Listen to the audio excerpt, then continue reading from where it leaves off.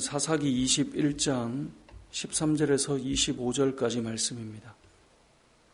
우리는 어제 본문에서 이스라엘 11지파가 길랏 야베스를 쑥대밭을 만들고 400명의 여인을 사로잡아 와서 베냐민 사람들과 결혼시키는 모습을 보았습니다. 아무리 생각해도 좀 이해하기 어려운 그런 내용이죠. 그런데 베냐민 이 용사들이 600명이 남았잖아요. 400명의 여인을 이렇게 데리고 갔기 때문에 200명이 부족해요. 그래서 이 베냐민 지파를 살려야 되겠다는 일념하에 200명을 마저 채우려고 애를 씁니다.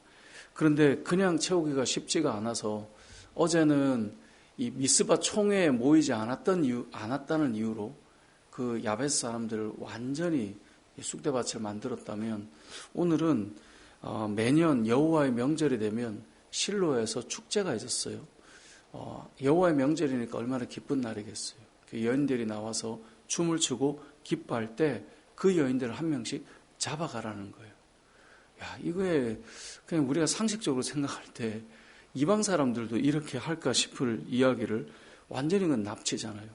그래서 이해할 수 없는 그런 이야기들을, 이 생각들을 이 11지파들이 생각하게 돼요. 그래서 베냐민 이 지파 남자들이 한 명 한 명 그 남은 수를 다 채워가라는 거죠.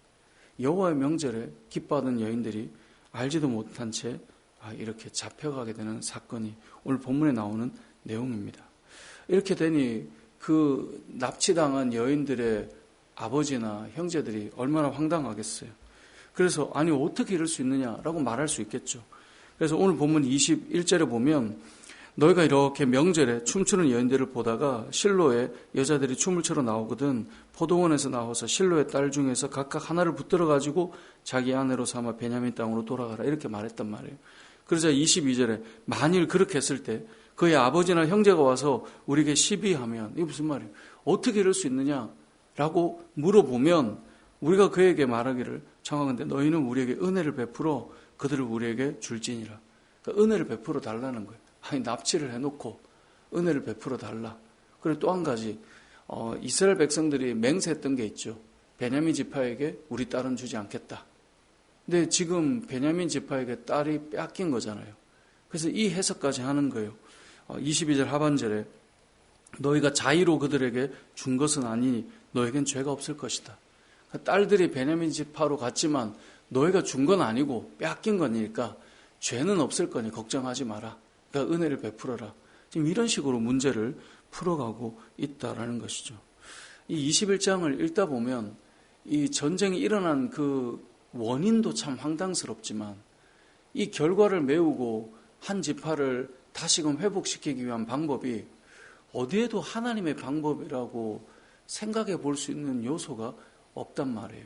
그러니까 어제 본문과 오늘 본문을 이어보면 그들이 정말 감정에 치우쳐서 그 분노 때문에 베냐민 지파의 기부와 분량배만 저들이 처음에 요구한 대로 그들을 징계하면 되는데 그들의 편에 섰다는 이유로 완전히 다 멸절을 시키잖아요. 가축과 여인들도 다 죽여버려요. 그러다 보니 정신이 들고 보니 이건 너무 나간 거죠. 그래서 베냐민 지파를 다시 회복시키자라는 미명하에 미스바 총회에 올라오지 않았다는 이유로 너 그때 우리 회의할 때 함께 안 했잖아 라는 이유로 그곳에 있는 사람들을 완전히 야베스 사람들을 그냥 여인들을 달라는 것도 아니에요. 완전 쑥대밭을 만들어서 사람을 다 죽여버리고 여인들을 빼앗아 가는 거죠.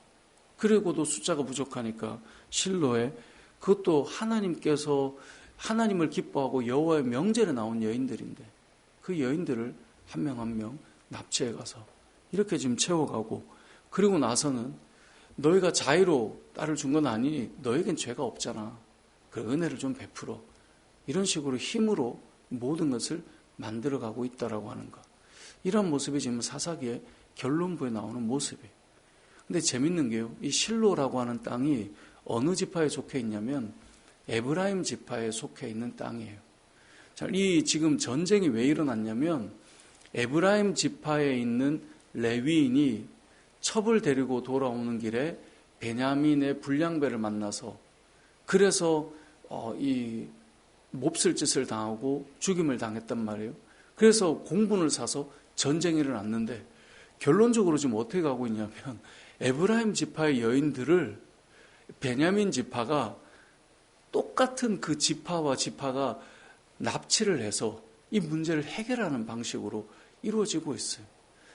이 싸움의 원인도 에브라임 지파의 첩을 베냐민 지파 사람들이 몹쓸 짓을 해서 공분을 샀는데 결론은 똑같이 에브라임 지파의 여인들을 베냐민 지파가 납치하는 것으로 마무리가 돼서 도대체 이 싸움을 왜 한 건가 싶은 그런 모습으로 이스라엘 지파가 정리를 하고 있는 거죠.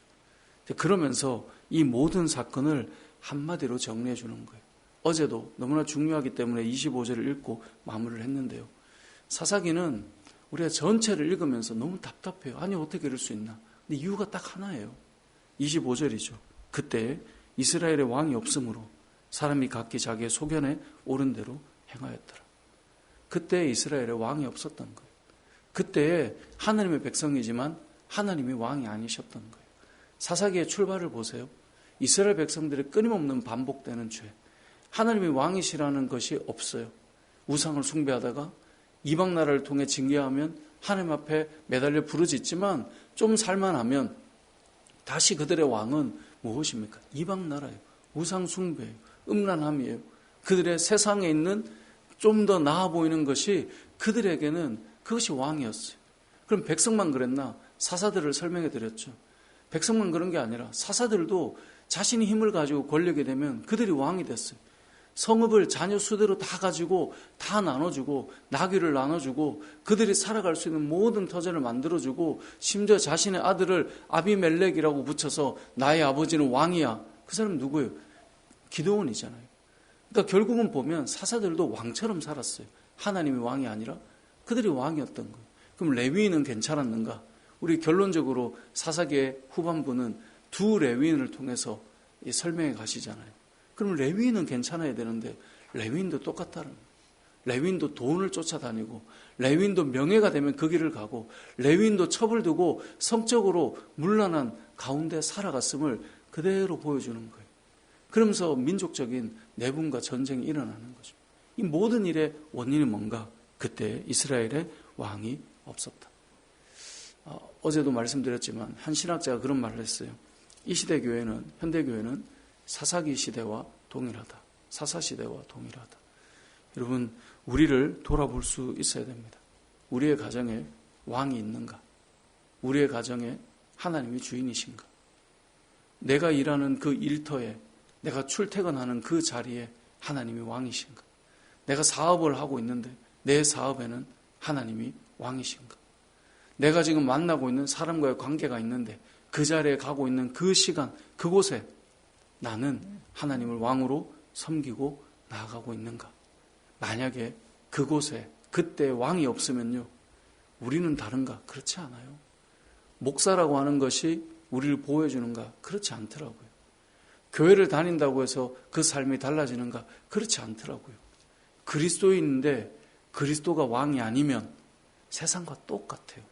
돈과 명예와 성적인 음란과 육체의 정욕과 세상의 자랑으로 정말 보면 교회를 다닌다 하지만 좋은 가방 하나 드는 게 그게 그렇게 자랑이고 내가 뭔가 세상의 어떤 가치에 좀 더 나은 게 있는 게 그게 자랑이고 내가 남들보다 좀 번듯해 보이는 자리에 있는 게 그게 자랑이고 왕이 없으면 우리의 흘러가는 모든 걸음들이 예수 그리스도가 아니라 다른 것을 높이고 그 소견에 옳은 대로 늘 결정하고 살아가는 것이죠.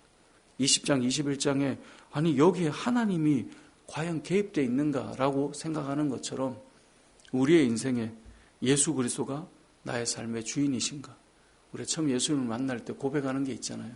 나는 죄인이고 나를 구원하신 예수 그리스도가 나의 인생의 주인이십니다. 그래서 우리가 기도할 때 주여라고 부르잖아요.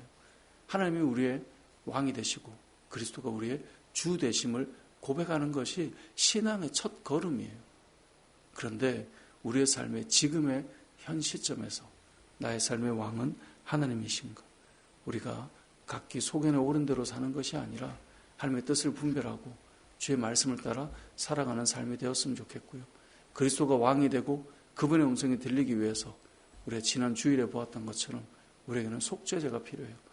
날마다 그리스도 앞에 우리의 삶을 회개하고 내 삶을 돌아보며 내 삶의 방향을 생각하고 나의 걸음이 주님을 만날 때를 바라보고 있는가를 보지 못하면 우리는 주의 음성을 들을 수도 없고 들리지도 않을 거예요.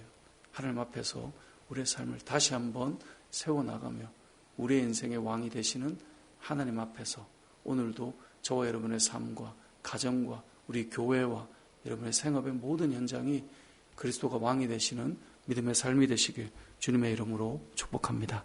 아멘.